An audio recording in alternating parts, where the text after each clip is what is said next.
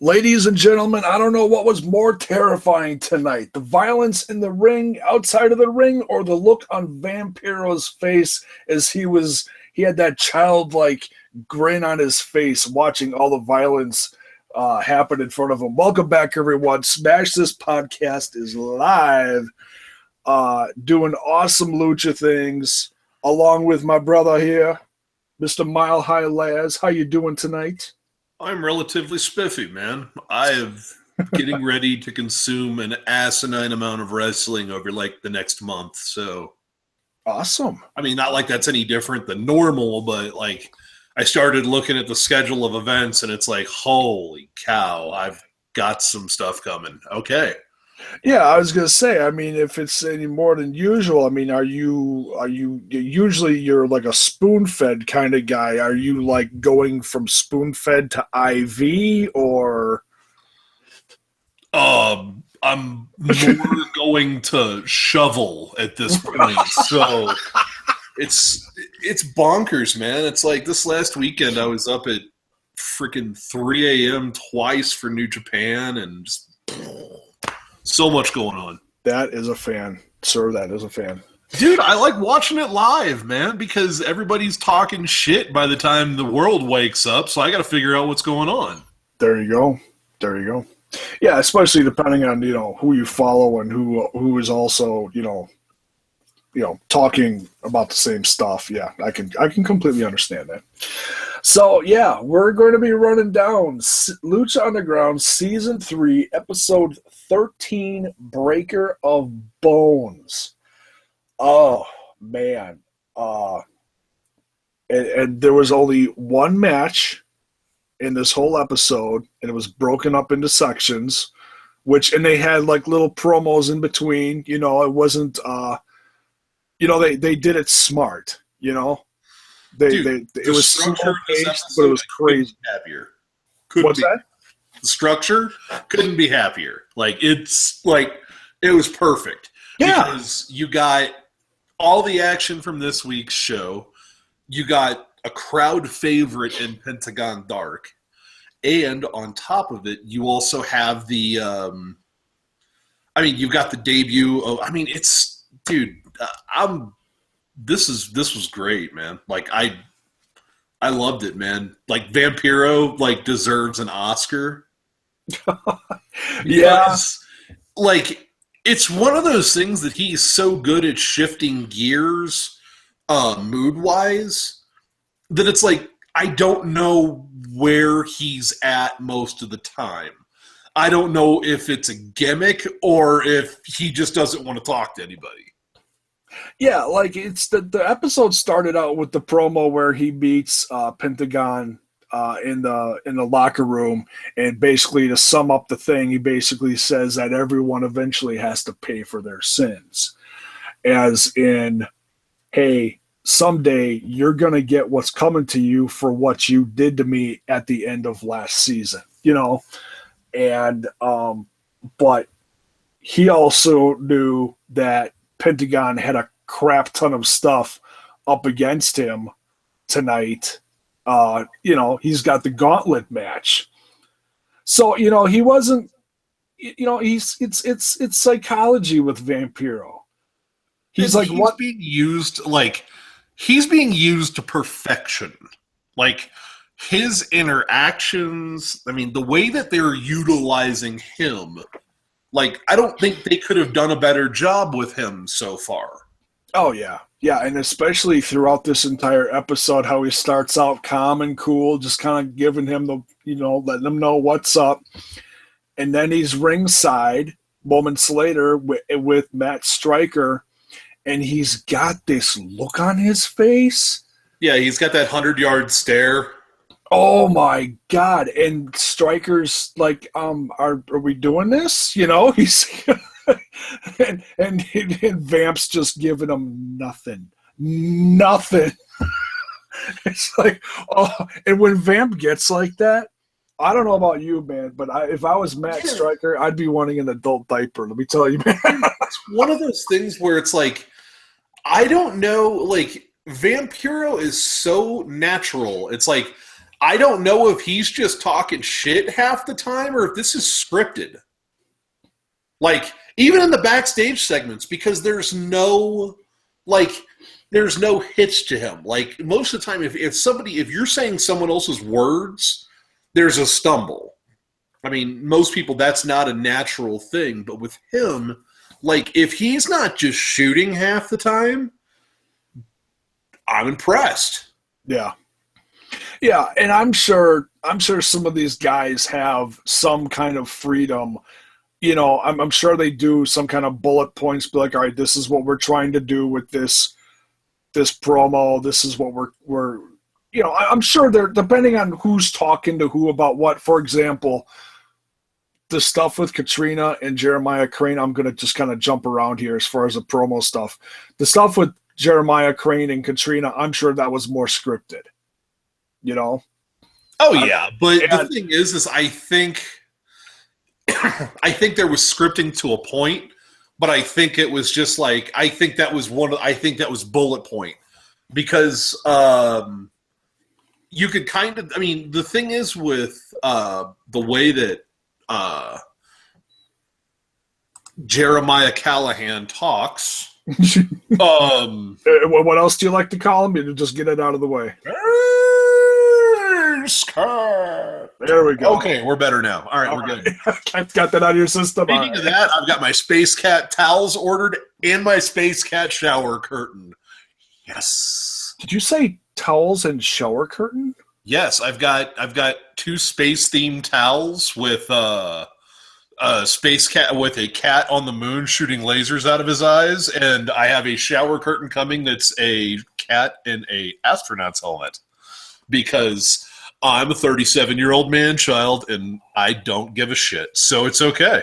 Please tell me you have the robe and slippers coming with that. Maybe at some point. Like, maybe at some point I'll hit up Pro Wrestling Tees and see if I send them a robe that they'll put the Space Cat logo on it or something. I don't know. We'll sort something out. That's awesome. I'm sure someone will do that for you. But yeah, I mean, even with him, he's such a I've been enjoying a lot of his work exterior to Lucha Underground lately. Okay. I've been seeing him work all over the place, and his timbre, his delivery in this respect, he was really, really solid. But here's my suspicion. There happens to be a wrestling company that is based in the Northeast. They have a tower. Okay. They have this other wing that's in Florida. It's the South Tower. Mm. He has been trained how to read scripts. So if there's anybody that's going to look completely natural in this environment, it's him. Yeah. Like, I mean, does he really need it, though? Dude, his promo work is tremendous. Like, I really, really enjoy his promo work. Well, that's what I'm saying.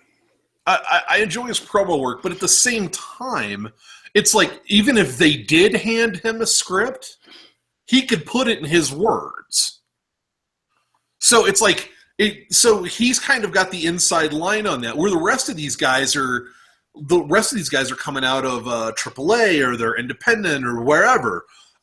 They're used to cutting promos. They're not being handed 5 paragraphs like, okay, you've got to say all of this. It's like, no, these guys are cutting wrestling promos. Right. Okay. Whereas Jeremiah Callahan, he's been in an environment. He was in an environment for 2 years where everything was scripted. Yeah. So, like, if there's anybody that's going to take to this in a millisecond, it's him. Yeah, and he's also going to throw his own spin on stuff, which he obviously is doing. He's allowed to be Sami Callihan. Yeah. He's not Salmon Crow. Yeah, he's not, and we never really even found out who that was. And that sucks. No, because and the thing is like he was so watered down. Okay, you know how like the golden rule of wrestling is take yourself and turn yourself up to 11? Yeah. Okay. The thing is he operates at about a 9.5 all the time. Right. And they turned him down. And it was to me, that's weird. Why would you do that to somebody? Like if somebody can get if they can get your attention from their passion, why would you tell anyone to do anything different? They tried way too hard. Yeah, it's like they were trying to make him this weird punk rock thing. And it's like his appearance, his ring gear, I mean, it's changed a little bit, but it hasn't changed much. But the thing is he's a totally different performer. Yeah. Because he's actually being able to utilize everything that he has. Yeah, so this whole thing between him and Katrina was like way out of, whoa, what the hell is this? It was awesome, dude. I was totally not suspecting. I had no clue. That was great. And, I mean, obviously there's a past history between Callahan and, Ivelisse and Katrina. You know, those two have, crossed paths, talked to each other, attacked each other, whatever, here and there over the course of the last couple seasons. But that's one thing that Havoc never got involved that much. At least I don't remember him getting involved that much. This is something different. Yeah, this is the overprotective boyfriend, and this is weird. I want to see where this goes. I think it's got a lot of potential. Well, yeah. I want to smack this guy in the front row. Holy crap, I want to punch this guy in the head. And what's also interesting is Katrina, and I'm going to have to go back and listen to the whole thing again, exactly what they say to each other. But doesn't she say something to the effect of, "You brought me back"? Something along those lines. And so these two have some kind of history. Yes, and the pendant that he is wearing is part of the stone that controls Mil Muertes. Yeah, what is up with that? Yeah, I think that's kind of cool. And and where my curiosity is, are they going to play this angle up at some point where Callahan takes, or where Jeremiah takes the wheel and Katrina loses her control? Dude, that one little piece could spin into 10 directions, all depending on which direction they want to take it. Now, is this the same stone that Captain Vasquez has? She's got a part of it or something? Yes. Oh, this just got really weird. Yeah, that's what I'm saying, dude. So it's not just we're gonna see these little bullet points here and there throughout the season where it's gonna lead to some head-on thing between Katrina and Captain Vasquez. Now all of a sudden, Crane's in it too. Yeah, I mean, yeah. This is going to be, that's the thing I love about this show. It's the best sci-fi soap opera ever. It's what it is. And my last best sci-fi soap opera ever got canceled after 13 episodes, so I got 3 seasons out of this one, so. What was that one? Firefly. I had a feeling you were going to say that. Yeah, I'm still sad. I saw the movie. I never watched the episodes. It was horrifically short. Yeah. But the show was great, man. Still great. I've rewatched those 13 episodes probably 30 times. Just because I enjoy the show, I enjoy the characters. I hear you. No, there's a lot of people that want it to come back. You know, there's a cult following out there. Yeah, but the problem is once again, good old fashioned corporate greed. Yeah. You know that. Yeah, it's sad. I mean, it's one of those things where Fox doesn't want to. They don't want to do anything with it, but they also don't want to let go of it because they know that there's potential there. They just don't know what to do with it. Well, especially now because it's so many years later, and there's the technology to make it look 10 times better. Yeah, it could look better. It could feel better. I mean, it's yeah. Yeah. I mean, if you were ever going to take a crack at something, that's it. Yeah. There's a lot of nerds out there that would appreciate it. And as long as we're talking promo stuff, I'm going to jump on the last promo that ended the episode, and then we'll kind of jog back into the match with Pentagon and the Triad. Whoa! Calm down there, Killer. We're nowhere close to being ready for that last promo section because you forgot a promo section. Did I forget one? Yes, Matanza punching the Riddler's logo into the wall. Oh, yeah! I'm sorry. It's in here in my notes. Yeah, dude, that was one of the most terrifying backstage segments they have done, full stop. Because that's the first time we've heard Matanza talk. Well, yeah, we've heard him grunt, and that's about it. Yeah, and he actually said, what do you say? He said Mysterio. Oh, Mysterio. Yeah. So, you know, he's starting to, I don't know how I say this, I don't know, for lack of better words, I'm just going to say gain a conscience. As in, like, he's like almost wanting to not be under his brother's thumb. I don't know if it's so much that. I think it's more he's embarrassed. I mean, this is embarrassment. He's the destroyer. That's what he does. He goes and he tears people apart. So he doesn't care about some stupid championship. No, like that was pure Dario. Yeah. Dario's like, okay, I got the championship. I run the place. It's like Brock Lesnar. Brock Lesnar doesn't give a shit about that title. He just wants to go out and throw people around. Right. So it's one of those things. Like, to me, it's like I wasn't really. I mean, when I wasn't surprised that he said no about going after the championship, but it was cool that like he remembered that because we've kind of gotten this mindset of him being this mindless destroyer. Yeah, where Dario points him in a direction and he goes. So It's like it's unique that he picked the direction, which I dug. So yeah, so now we know where he wants to go. It's going to be interesting to see if number one, if Dario lets him, and how he's going to, I guess, get him there. Here comes the $1 million question, though. If Matanza really wanted something,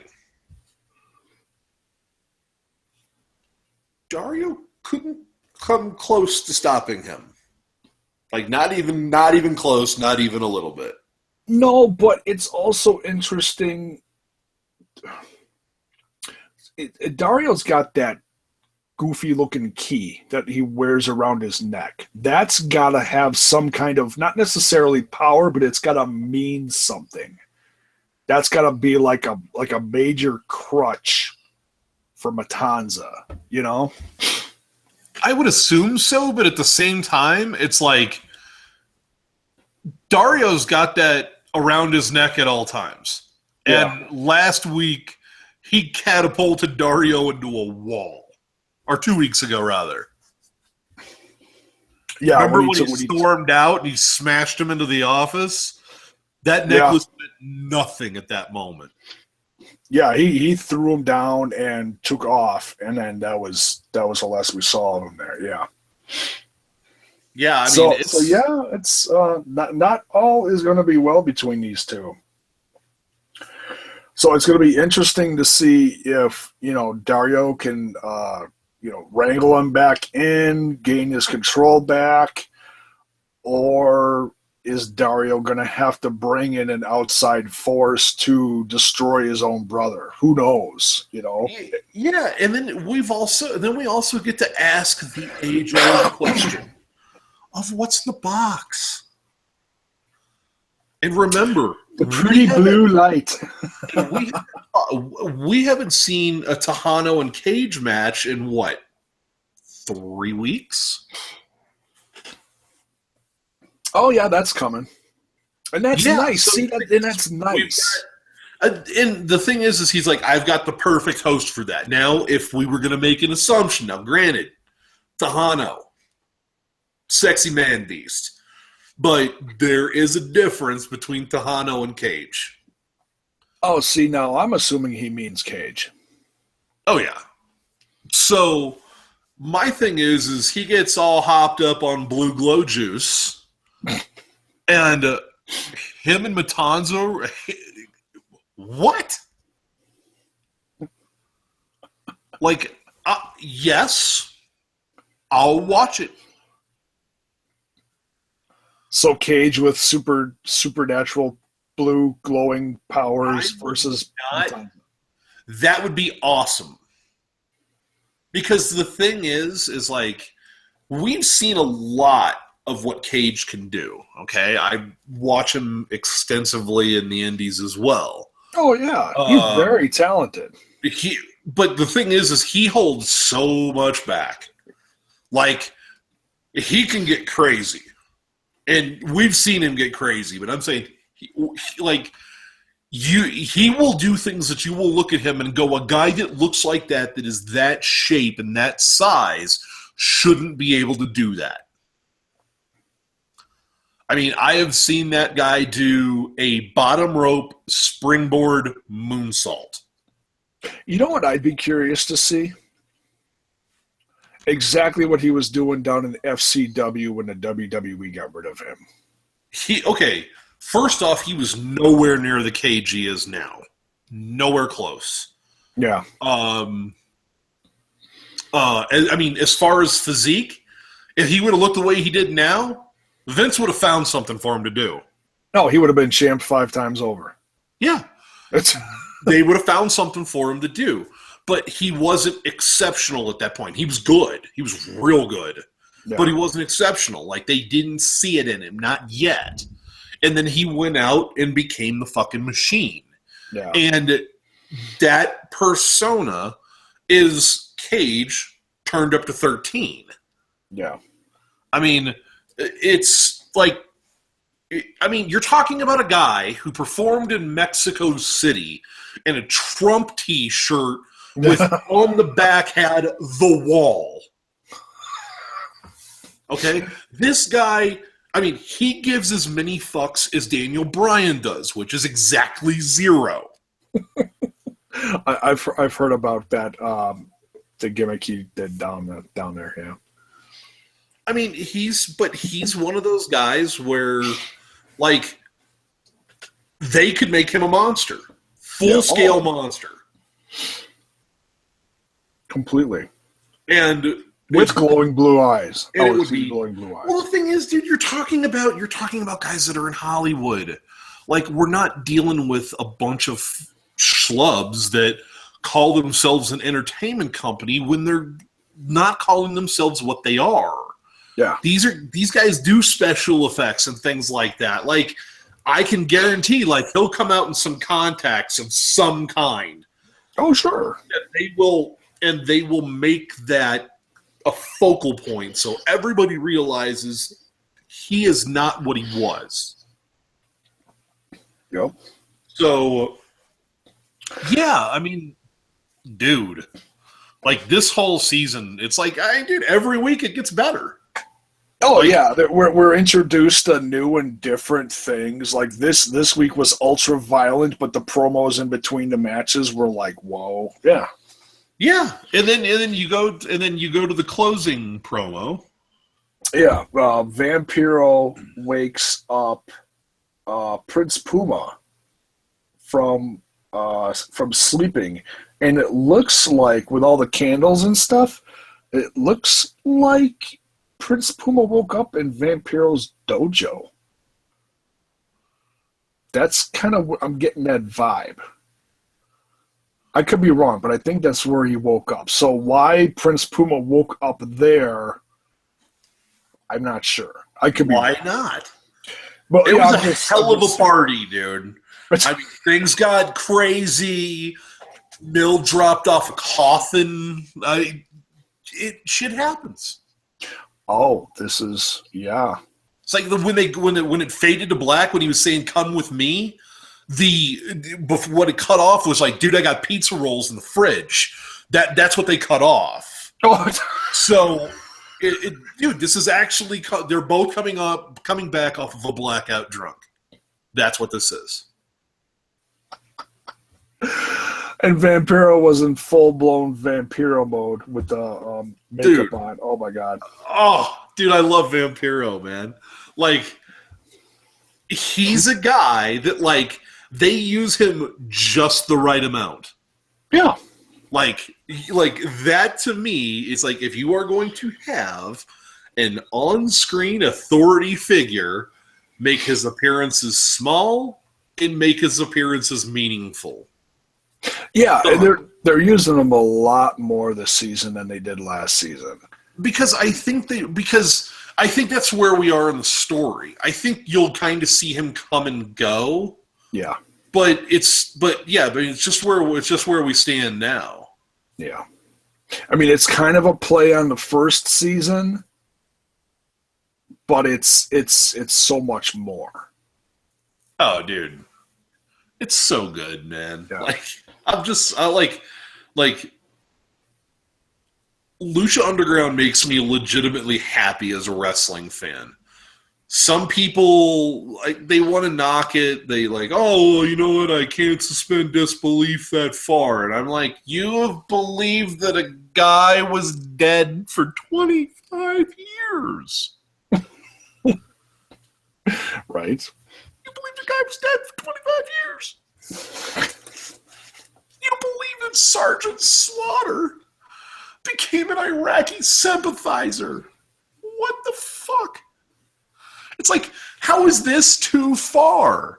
It's not like it's Raw. It's not like it's SmackDown. This is intended to be a truly entertainment show. It's just that it's wrestling centric, but there's a million storylines going on around it. Yeah. Like, it's like that's the part that I love about it. It's like, because if you're looking at like a feud where you're like I'm looking at Tejano and Cage, okay? Yeah. I'm a fan of both guys, but at the same time, like, dude, you show me 5 matches of anything without some extreme escalations, I'm gonna get bored. Oh, sure. There's got to be some kind of flow to it. Yeah, where you're just like, oh, okay, cool. Like, oh, those two guys are going to go at it again. That's awesome. Whatever. Like, you know, it'll be a great match, and that's what I'm excited for. I'm excited for the match. I don't really care about the story right now. Now, when the box comes into play, if that's where this comes into play, that makes the story vastly more interesting, and I will be on board with the story at that point. Oh, my God. But it's like there's other things going on that I'm more entertained with, like this new Jeremiah Crane. Yeah, Jeremiah Crane, Jeremiah Callahan. Yes. And you know, I got a question for you. Why don't you gotta change it up a little bit. You know, next week you should call him Space. Okay. Question. Honest question.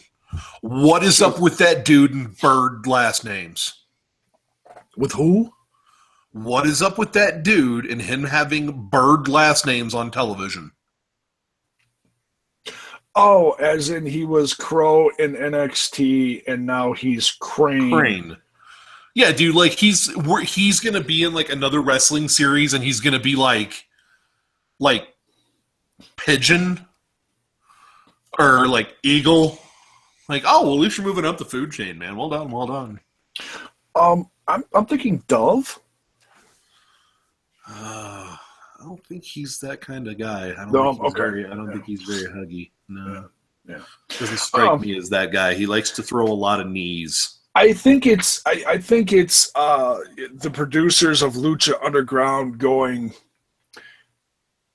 okay, you saw what he was as Crow for about 2.5 seconds that he was down there. We're gonna show you what he should have been, and he's also gonna be 10 times as good.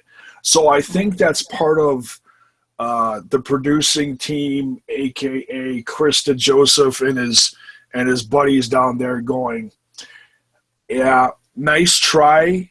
Now watch this. Well, dude, the matches are well booked. I mean, here's the advantage. Okay, Lucha Underground operates at a severely unfair advantage. Okay, they only have an hour of content a week. None of their talent is way overexposed. So the thing is they're allowing you to build interest in a character a little bit at a time. It's not like that one wrestling show on Monday and the other one on Tuesday. It's not a situation with those guys where they have 37 hours of programming a week. That's not an exaggeration. And it's like, so like, dude, I feel bad for their fans. I mean, because eventually they're going to break. They're going to break. They are going to hit WCW country, and they will have booked every friggin' main event they have, and they won't develop any new stars. They won't put anybody over. So, dude, it's going to be a dark time, man. It's weird. Yeah. It's like, I feel bad for their fans, man. I really do, because that's the beautiful aspect of Lucha Underground. You don't get burnt out on anybody, okay? Like, we saw Tejano and Cage, 3 times? Cage is up 2-1 now? I believe that's what the odds are, and that was like 4 or 5 weeks ago. Yeah, so I think it was like 2. I think it's 2-1. So you've got those two. Yeah, I mean, dude, I love it, man. Like, this whole show, this whole series, I get more and more excited by the week. Like, it's that kind of level of excitement, because it's like, as we go, the storylines get better. Yeah. They evolve at a good pace. They really do. And novel goddamn concept. They use their backstage non-in-ring segments for story building. Yeah. Holy shit. Like, yeah, and then they even throw in a little thing here and there at ringside that the people at ringside may not know about, but you know about because you just saw that other promo a little bit ago. Yeah, I mean, the great part about Lucha Underground is it's a energetic and lively live experience, but the people watching at home get brought in on a lot more inside jokes. Oh yeah, like okay, I know why that insider info, whatever you want to call it, whether it be funny, whether it be serious, whether it be brutal. I mean, who knows? Right. Yeah. So let's talk about this triad. Yes. First looking at this match, Pentagon going into this gauntlet match 1-on-4. My first thoughts are, his odds are not too good. But then as the match goes on and he starts eliminating the girls one by one, it's like, maybe this isn't going to be the Triad's day. And just as you start to think that, they hit you with the what was that third girl's name? Hiko? Hitokiri. Yes. And then the first girl was Doku. The second girl was Yuri. And then the fourth, of course, that came out with the rest of them was the return of Black Lotus. Man, this, I was judging how violent this was. I mean, some of the stuff made me cringe, but then I was also looking at Twitter and watching some, and don't take this as me knocking women like, oh, stupid women commenting on this. No. Don't take it as that. But just watching how women reacted to some of the first girls that were out there, the girls of the Triad. Oh my God. There were some that loved it, and there were some that were really uncomfortable with it. Dude, this is possibly the most violent episode I've ever seen. To the point that, I mean, I love Lucha Underground. And I know that some people don't dig the intergender matches. Yeah, and they're usually done really well. This one in particular was almost hard to watch. It was so over the top. What are your thoughts on it, dude? But here's the deal. Okay, the three Triad members, Doku, Yuri, and Hitokiri. Okay, you know more about these girls, so why don't you give a little background on them? All three of these ladies are out of the Stardom promotion in Japan. Okay. You've got Mayu Iwatani, that's Yuri. You've got Doku, which is Kaori Husako, and then you've got Hitokiri, which is Masami Odate. Okay, now, Hitokiri is Io Shirai. She is arguably one of the best wrestlers on earth. She is the Stardom champ, or at least she was like within the last month. Okay. That was the third girl that came out. Yes. She was tremendous. Yeah, she's legit. All three of the girls are tremendous. I mean, there has been praise passed around, whether you like them, whether you hate them, whether you respect them, whether you don't. Wrestling journalist Dave Meltzer, some people, they value his opinion, other people don't. He has listed these three ladies as three of the best workers on earth. Dude, these girls made like my first impression of them, and of course, me being a bigger WWE fan than you know, but you're not watching as much as I am right now. But like, so the first thing I compared it to was like Osaka. Asuka, excuse me. So what did I say? Osaka? Oh Osaka? Dude, you blended, you shipped Asuka and Osaka. I did. That's pretty amazing. Okay. I don't know if that's been done before. It's done now. It is. I can count that as mine. I immediately compared them to Asuka, and so, whether that was right of me to do or not, that's what I did. And I was like, wow. In my opinion, my first thoughts on watching these girls, they made Asuka look like Bailey. Well, the thing is Asuka's had to dumb herself way down. Yeah, because of who she's working with, and she's more of a pro, and she's trying to help. She's running in third gear. Yeah, like you haven't seen remotely close to what she's capable of. Yeah, because she hasn't had the talent to go against. Like Bailey's great, but Bailey works a slower match style. That's just her. That's just how she works. Yeah. And it's like, I mean, but it's one of those things. It's like, I love the performer. Yeah. And her matches are typically a little bit slower. But the thing is she sells. Yeah. So it's not a situation of she's out there bouncing around. It's not indie-rific, no sell, just go. Yeah. But yeah, I mean, Bailey's been her only truly good matchup up to this point. I mean, Mickie James was great. But once again, you're talking about a performer that is still amazing, but she's in her mid-30s. Like, Yeah. when you're in your mid-30s, I mean, it's an unfortunate medical fact. When you're in your mid-30s, you don't move as well as you did in your 20s. There may be things you do better, but it's just the passage of time. It's how this works. Yeah.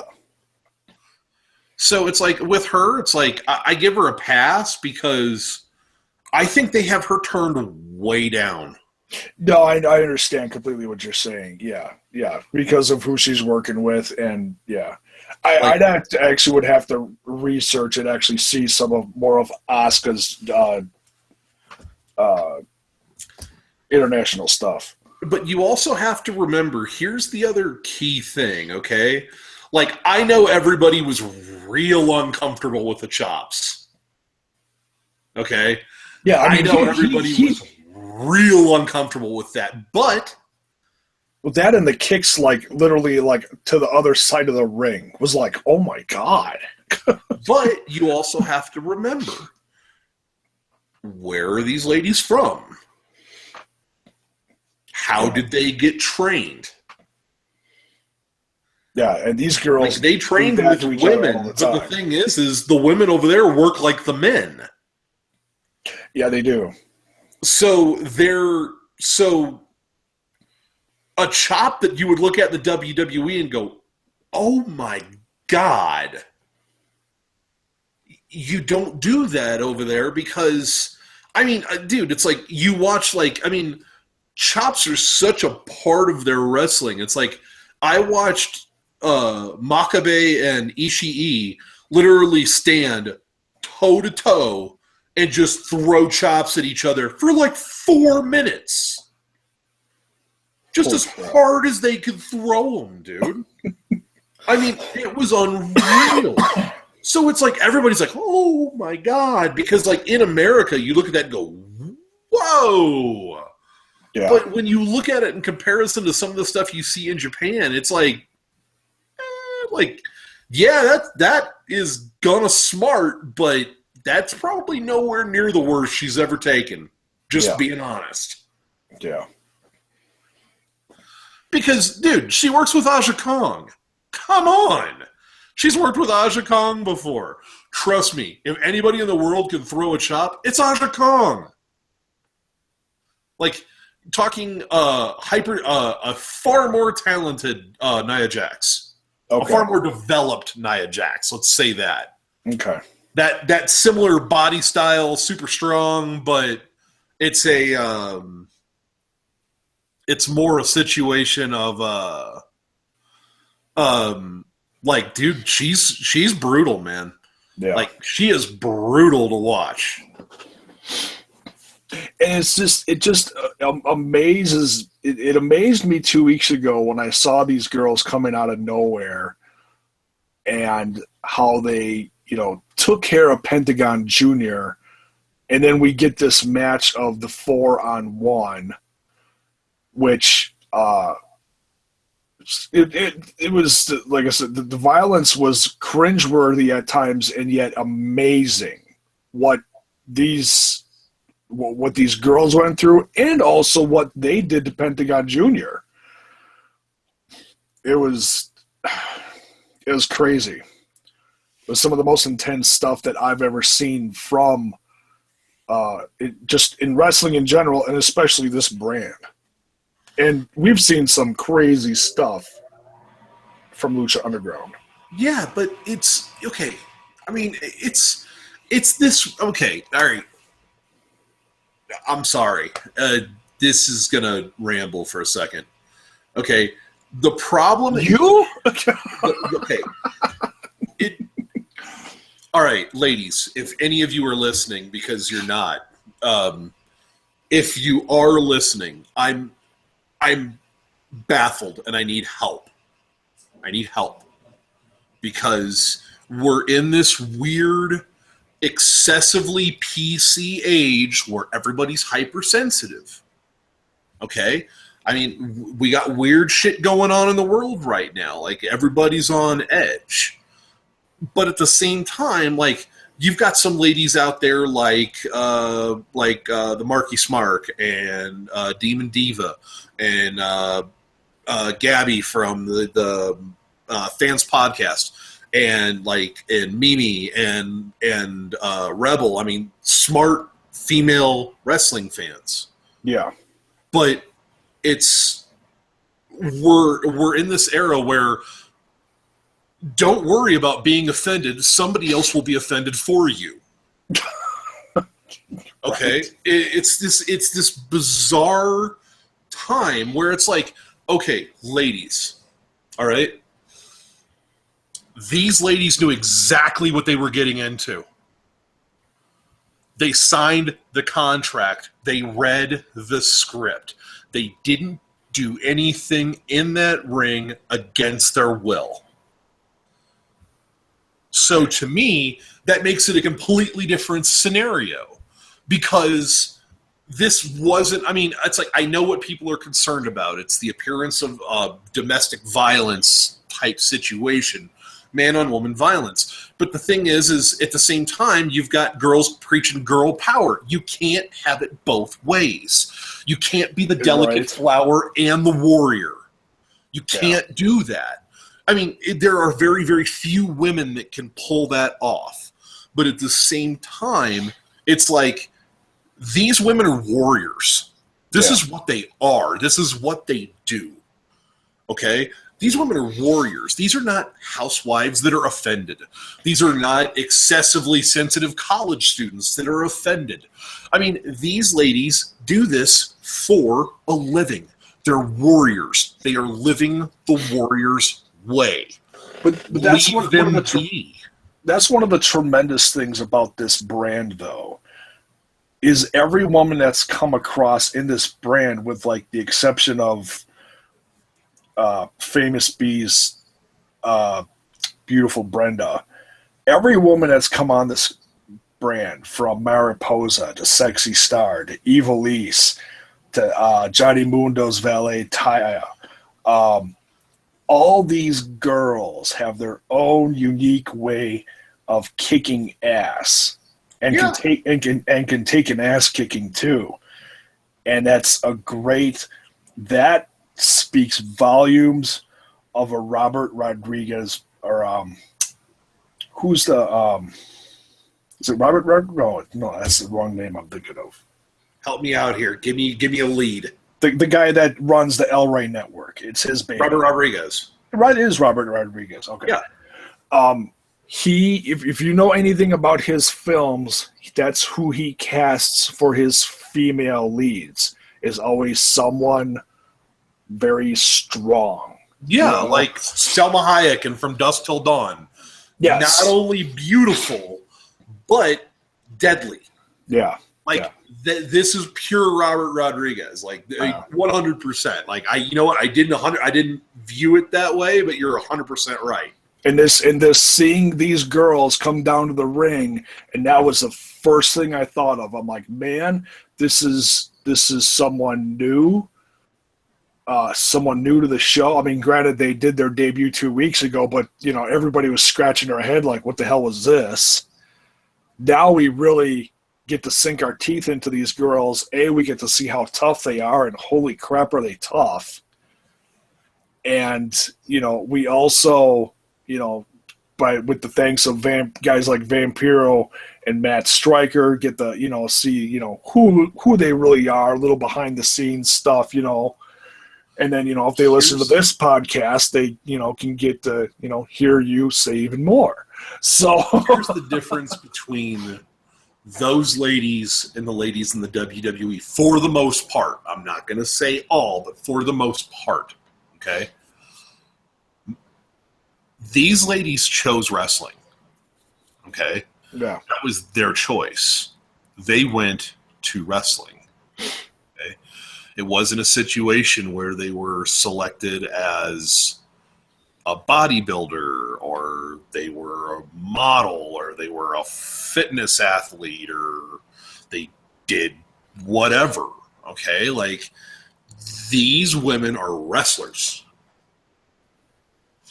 And that wrestling was their choice. It wasn't a fallback option. It wasn't something they chose to. It was something they decided they could do because they were offered enough money to do it. Yeah, it's that's the difference. That's the difference of what you saw tonight. That's the difference between those ladies and the ladies that you see on Mondays and Tuesdays. Now, granted, those ladies are also amazingly talented, but very, very few of them grew up wanting to be wrestlers. There was another ambition. I mean, now Sasha, Bailey, they're kind of a rare exception because they got into it very, very early. But for the most part, if you look at the rest of that division, they started when they were 23, 24, 25. I mean, this wasn't their first choice. Yeah. So it's weird because that's the reason why I'm like, holy crap, okay, I got to subscribe to Stardom now. I guess I got to be that guy now, too. So now Stardom is like just a... it's an all-female wrestling promotion out of Tokyo. Okay, so it's like Japanese version of, say, like the American Shimmer or Shine. Yes. Okay. Yes. But probably a lot more violent, I'm guessing? It's... Well, dude, I've seen a limited amount of it. That's the reason why I knew who Io Shirai was. Okay. But it was a... it's just different. Yeah. It's different. It's... Okay, it's... The difference is like... In Japan, diamonds grind against diamonds to make sharper diamonds. Okay? Like, the people that they tour with are they're basically weapons that are sharpening against themselves. Whereas when you go to, say, the South Tower, when you go there, you may end up working against a guy who was a college football player that's never wrestled a day in his fucking life. Like, you've got people over there that are, I mean, they're great performers grinding against great performers. Their young boys are in the ring getting their asses kicked by veterans on every show. Yeah. But they are gaining valuable experience, and when they break out of the young boy state, they're ready to rock and roll. I mean, look at what like David Finlay has done in like the last 4 months. Matt Sydal got in trouble and then went to jail, I guess. Yeah, he got in trouble for weed over there or something. Yeah, but the thing is like, they said, okay, you know what? You did a tag team with David Finlay. We kind of like the way that looked. They said, okay, David, you're on. And, like, he got out of the young boy ring attire, which is the typical black on black, and got his own tights and all that stuff. So it was like the second he walked out, he felt different. You knew something had changed. Yeah. He was given an opportunity. Right. Yeah. So it's development. It's just the way that people are training. Yeah. Yeah, I've heard a lot of positive things about those dojos. They're brutal, but you really learn, and you learn you learn respect too. You learn respect. You learn the business. Yeah, and you learn the business from top to bottom. I mean, it's like I love hearing the stories. Like Finn Balor told stories of like mopping the mats at the dojo. Oh yeah. Like, that's so old school. Like, we did that for wrestling practice. Like, you had people that showed up and mopped the mats before practice, and then you had 2 people who stayed and mopped the mats after practice. Like, that's just how it was done. Yeah. So, I mean, it's different. Yeah. But the closest... It's different. It's wrestling. It's not sports entertainment.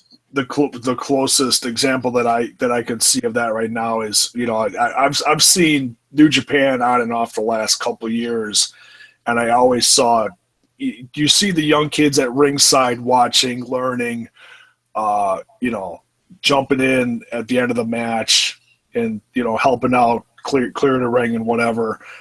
The one kid I always saw that I paid attention to that I started learning about was Jay White. Now he's in Ring of Honor, and holy dude, crap. Jay White's legit, dude. Oh, that kid. Oh, my God. That guy is unbelievable. Yeah, it's like, I mean, but see, the thing is these are people that chose wrestling. Yeah. They went to wrestling. I mean, or they were involved in like another combat sport or something like that. When you look at somebody like maybe like Shibata or, oh my God, what's his name? It'll come to me here in a minute. I mean, some of those guys, like maybe they started out in martial art or they started out in mixed martial arts or whatever, but they came to wrestling at a very, very young age. And the training is different there. Yeah. It's immersive there. Whereas here, you go to wrestling school from 5 to 8 after you get off work at wherever the hell you work. There, it's like you wake up, you cook breakfast, you eat breakfast, you work out, you get your ass beat for hours. Yeah. Then you get to cook lunch. So then you cook lunch, and you do the lunch thing, and then you do the dishes, and then you go get your ass kicked again. Yeah. And then you get to cook dinner. I mean, it's totally different. It's just like you can't even the South Tower, as unique of an environment as that is, it's nowhere close. Because these guys, when they're training, they're living in the dojo. They're living in the facility. Yeah. Like for their first couple of months over there, they live in-house. Like as far as I know, the South Tower doesn't have a resident dorm facility. In my opinion, it should. No, they should. They've as big as that place is and as many bells and whistles as it has. Yeah, it should. Well, I mean, but see, to me, it's like you're keeping everybody together. You're building a team. Yeah. It's not you're coming in, you're doing your work, and then you fuck off. And you go do whatever you want. Like, to me, I mean, granted, dude, I'm a cave dweller now. I live in my apartment that's a one-bedroom apartment. But the thing is like, dude, if I was at a university or whatever, dude, it's no different. Yeah. Close the door. I live by myself. Yeah. So, I mean, yeah, it's just, it's weird, man. Like, it's how it's structured. It's just weird. Yeah. Like, I don't understand. I mean, to me, the development process, look at the talent that New Japan builds. Okay? Yeah. I mean, look at the people that have came through their Young Boy program in the last couple of years. You had Watanabe, better known now as Evil. You had hell, that's where Okada started. Yeah. So, I mean, it's different. It's just different. I mean, it's totally different. Like, it's literally apples to bananas. Like, that level of difference. So, yeah. So it's going to be really interesting to see where these girls go throughout this show. I mean, are we not now in if you really want to overthink this, you're going to be like, okay, well, we're not going to see them for a while because two of these girls have broken arms. Dude, this is Lucha Underground. So, yeah. This is Lucha Underground, first off. Yeah. Second off, these ladies are part of the Triad. Okay? The Triad, for those that live under a rock, is a very, very powerful criminal organization in Southeast Asia. They have no lack of funds. If something needs to get fixed, it'll get fixed. Ah, there you go. Or it's Lucha Underground. It can magically fucking be healed. Yeah. Black Lotus will give him some special kind of tea and boom, done, fixed. Let's go kick some more ass. Like, it's not a situation of like, well, he's going to be on the shelf for 6 to 9 weeks. No, dude, they do whatever the hell they want. Yeah, this is true. I need to get out of my WWE way of thinking. Well, it's just, I mean, that's the refreshing part of this. It's so non-linear. Yeah. It's so you never know what's going to nonlinear. happen. Like, it's not a situation of like with the WWE. It's like it's formulaic at this point. Okay, we know the show's going to open with a 20-minute promo that's probably not going to go anywhere, and it'll probably end with a McMahon slapping somebody, and then we'll have the first match, and it's normally this kind of match. I mean, it's just Yeah. Like that's the thing I like about this. Like this show is also formulaic, but it varies so much in the presentation of that formula that it's not a situation where you see the patterns so clearly because the deviations are so vast. Yeah. Like, I mean, think about tonight. We had Matanza punching. We had Pentagon Jr. in the ring for an hour. Okay. Yeah. We had but in that hour where we saw one performer take on four performers before Azteca showed up. Oh yeah, we can't forget about that. So you've got one performer that's never left the ring. So you cut out the entrances and things like that. So that made the backstage vignettes a little bit longer. Because you cut out one of the entrances. Right. So they had like maybe an extra 30 seconds a match to play with. So you got a little bit longer backstage segments. But the backstage segments went from was the first one Katrina and Jeremiah? Well, the first one that opened the show was Vampiro talking to Pentagon. Yeah. Okay, so you had Vampiro talking to Pentagon to open the show, okay? And then it was Crane and Katrina. That was and then you went to the Matanza Dario. So you went from a backstage conversation between two guys who have a ton of history that we've all seen. Oh, yeah. Then you go to an interaction that was new to the entire audience because we didn't know anything about what was presented to us tonight before. So you kind of got that. So like you're going from a backstage history thing to a history thing that nobody saw coming. And then you go to Matanza becoming self-aware. Like, holy shit. Like well done. Yeah. Like I can't well done. Yeah, I can't complain. It was such a noteworthy episode where we learned so much. It was almost like mind-blowing. Yeah, dude, the story was well told. Yeah. I mean, I love this show for that reason. I love the fact that they tell a good story. Yeah. And dude, it's like I'm a story guy. Okay, that's my beef with the North Tower. Is like I can't hook on any of their stories. I don't know why. I don't know what it is. I mean, I think a lot of it is the promos where these guys are reading scripts and they're not good at it, or what it is. But yeah, these guys, they tell the in-ring action is better, and on top of it, the backstage promos are better because they have the opportunity to be able to edit their show. Right. Yeah. So it's this show is totally unique in the fact that it's almost I don't even want to make that comparison, but it's the only thing I can think of. It's like TNA.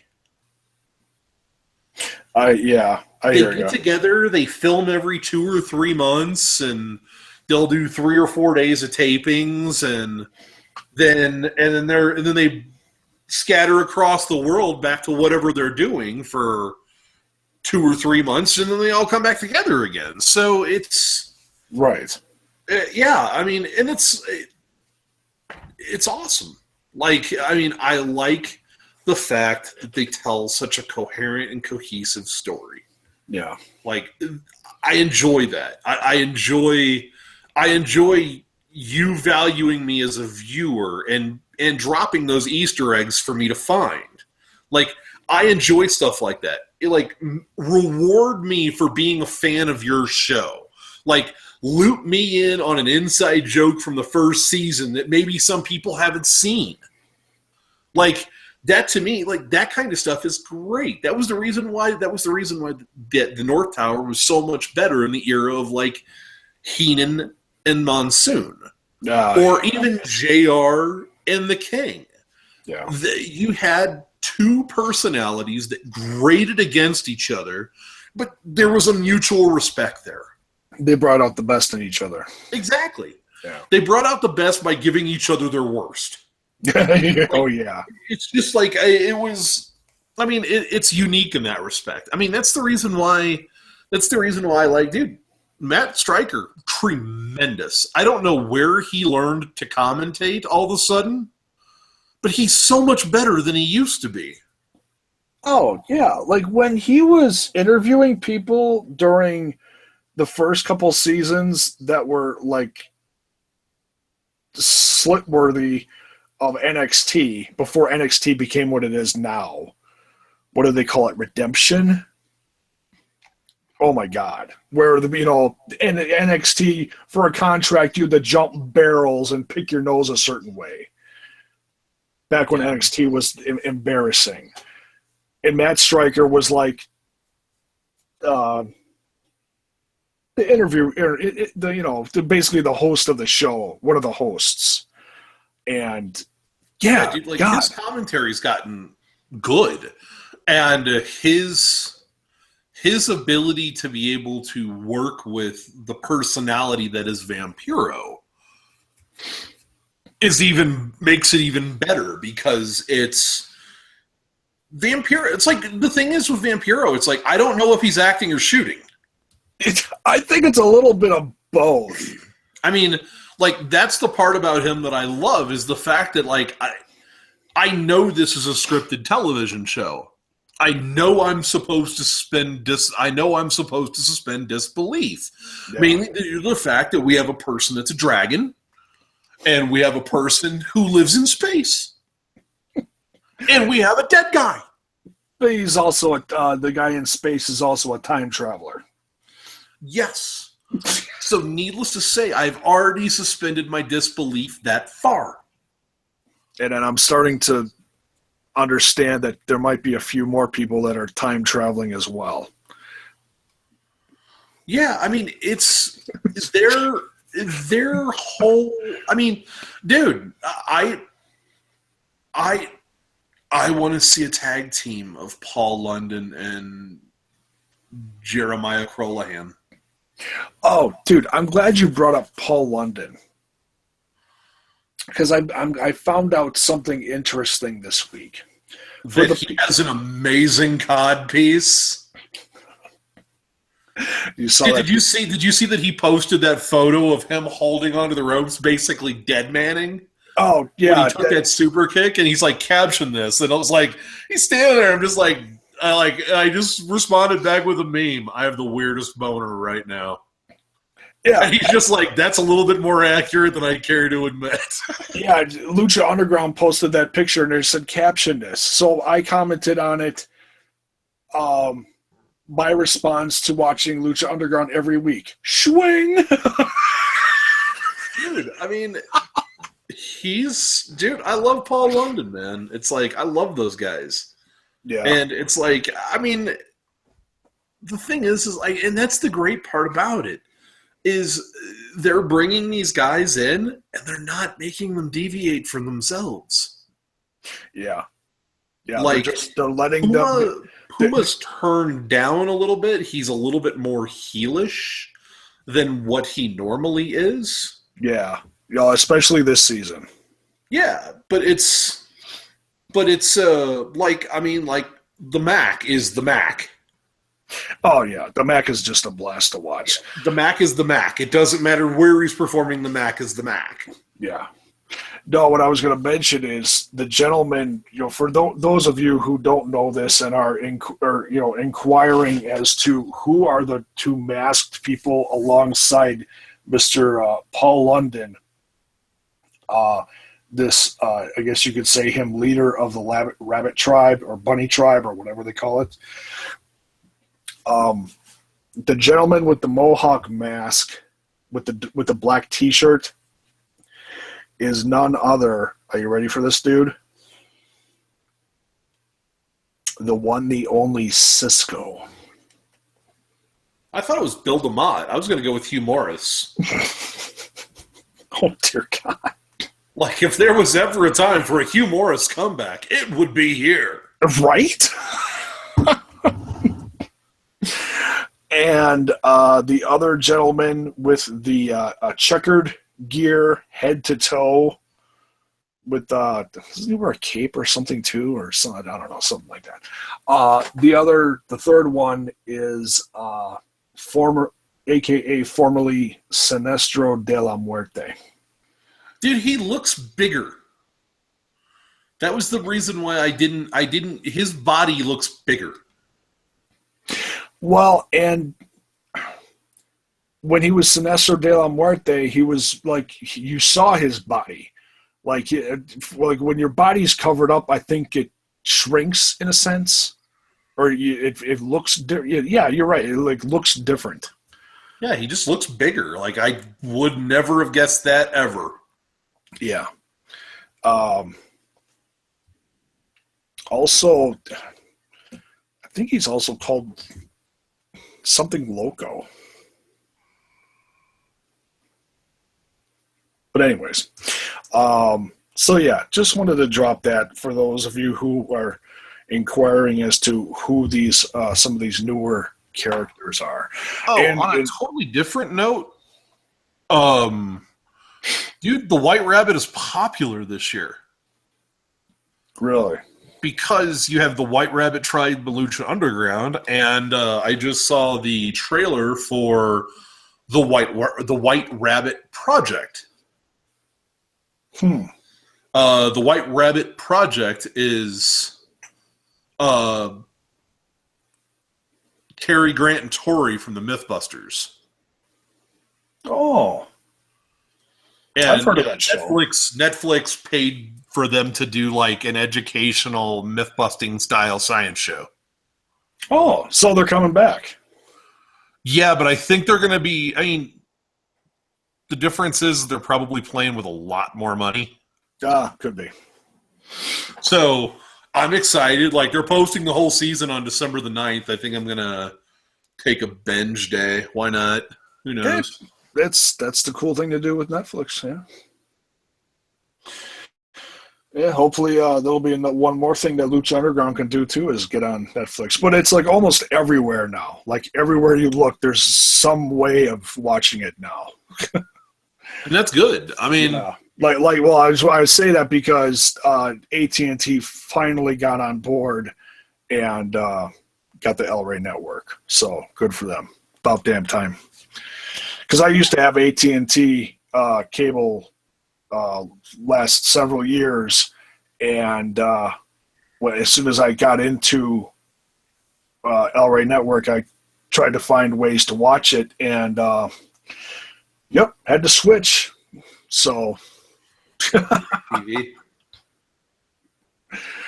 So yeah, that's going to pretty much do it for this one. Loaded episode, crazy violence, a lot of little Easter egg nuggets of things to come, little storylines happening that are just mind-bending.